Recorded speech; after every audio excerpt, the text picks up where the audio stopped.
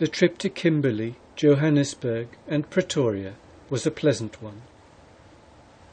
At the last named place I met Mr. Kruger, the Transvaal President. His Excellency received me cordially enough, but my friend Judge Byers, the gentleman who presented me, by mentioning that I was on a voyage around the world, unwittingly gave great offence to the venerable statesman, which we both regretted deeply. Mr. Kruger corrected the judge rather sharply, reminding him that the world is flat. "You don't mean round the world," said the President. "It is impossible. You mean in the world." "Impossible," he said, "impossible." And not another word did he utter either to the judge or to me. The judge looked at me, and I looked at the judge, who should have known his ground, so to speak, and Mr. Kruger glowered at us both. My friend the judge seemed embarrassed, but I was delighted. The incident pleased me more than anything else that could have happened. It was a nugget of information quarried out of Paul, some of whose sayings are famous. Of the English he said, "They took first my coat and then my trousers." He also said, "Dynamite is the cornerstone of the South African Republic." Only unthinking people call President Kruger dull. Soon after my arrival at the Cape, Mr. Kruger's friend, Colonel Saunderson, who had arrived from Durban some time before, invited me to Newland's vineyard, where I met many agreeable people. His Excellency Sir Alfred Milner, the Governor, found time to come aboard with a party. The Governor, after making a survey of the deck, found a seat on a box in my cabin. Lady Muriel sat on a keg, and Lady Saunderson sat by the skipper at the wheel, while the Colonel, with his kodak away in the dinghy, took snapshots of the sloop and her distinguished visitors. Dr. David Gill, Astronomer Royal, who was of the party, invited me the next day to the famous Cape Observatory. An hour with Dr. Gill was an hour among the stars. His discoveries in stellar photography are well known.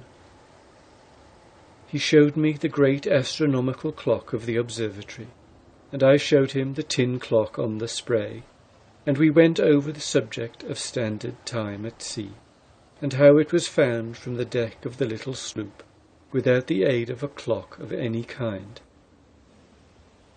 Later it was advertised that Dr. Gill would preside at a talk about the voyage of the Spray. That alone secured me a full house. The hall was packed, and many were not able to get in. This success brought me sufficient money for all my needs in port and for the homeward voyage.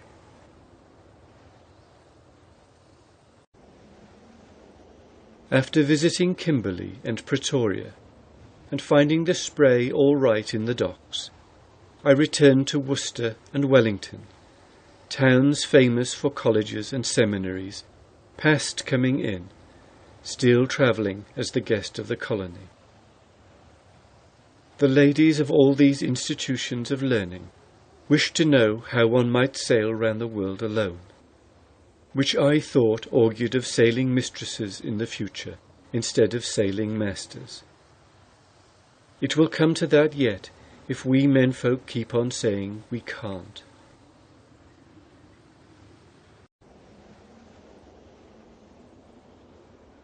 On the plains of Africa, I passed through hundreds of miles of rich but still barren land, save for scrub bushes on which herds of sheep were browsing. The bushes grew about the length of a sheep apart, and they, I thought, were rather long of body, but there was still room for all. My longing for a foothold on land seized upon me here, where so much of it lay waste. But instead of remaining to plant forests and reclaim vegetation, I returned again to the Spray at the Alfred docks, where I found her waiting for me, with everything in order exactly as I had left her. I have often been asked how it was that my vessel and all appurtenances were not stolen in the various ports where I left her for days together without a watchman in charge. This is just how it was. The Spray seldom fell among thieves. At the Keeling Islands, at Rodriguez, and at many such places, a wisp of coconut fibre in the door latch, to indicate that the owner was away, secured the goods against even a longing glance. But when I came to a great island nearer home, stout locks were needed. The first night in port, things which I had always left uncovered disappeared, as if the deck on which they were stowed had been swept by a sea. A pleasant visit from the Admiral Sir Harry Rawson of the Royal Navy and his family brought to an end the Spray's social relations with the Cape of Good Hope. The Admiral, then commanding the South African squadron, and now in command of the great Channel Fleet, evinced the greatest interest in the diminutive Spray and her behaviour off Cape Horn, where he was not an entire stranger. I have to admit that I was delighted with the trend of Admiral Rawson's questions, and that I profited by some of his suggestions, notwithstanding the wide difference in our respective commands.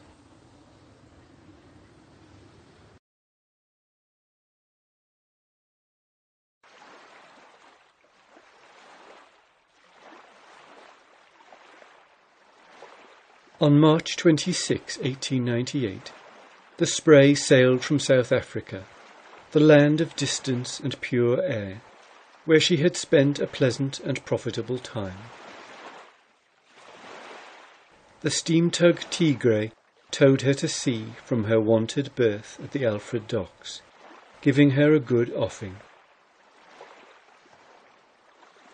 The light morning breeze, which scantily filled her sails when the tug let go the tow-line, soon died away altogether, and left her riding over a heavy swell, in full view of Table Mountain and the high peaks of the Cape of Good Hope.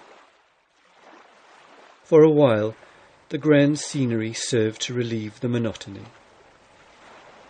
One of the old circumnavigators, Sir Francis Drake, I think, when he first saw this magnificent pile, sang, "'Tis the fairest thing and the grandest cape I've seen in the whole circumference of the earth." The view was certainly fine, but one has no wish to linger long to look in a calm at anything, and I was glad to note finally the short heaving sea, precursor of the wind which followed on the second day. Seals playing about the Spray all day before the breeze came, looked with large eyes when, at evening, she sat no longer like a lazy bird with folded wings.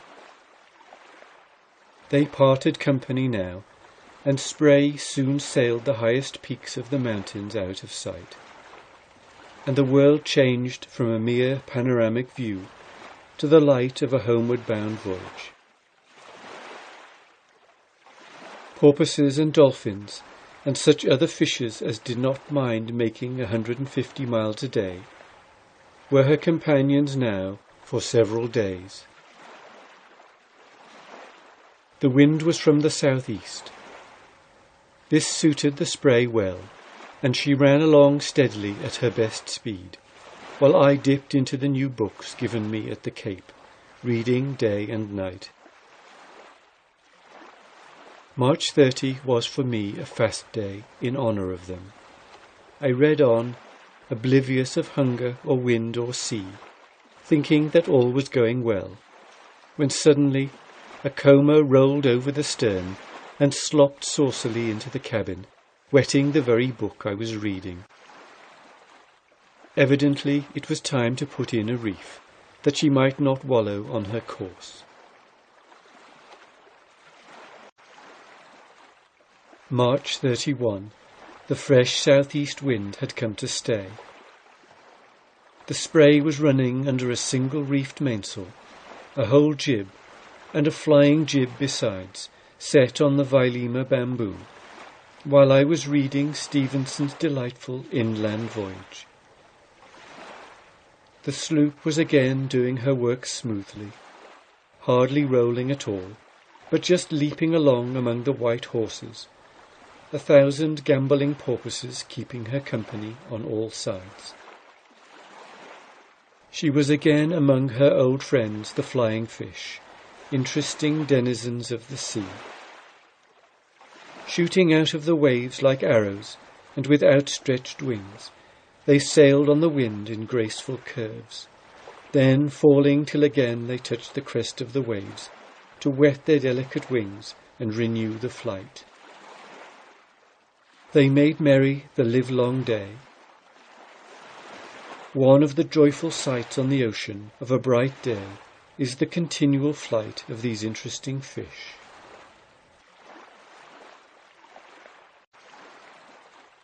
One could not be lonely in a sea like this.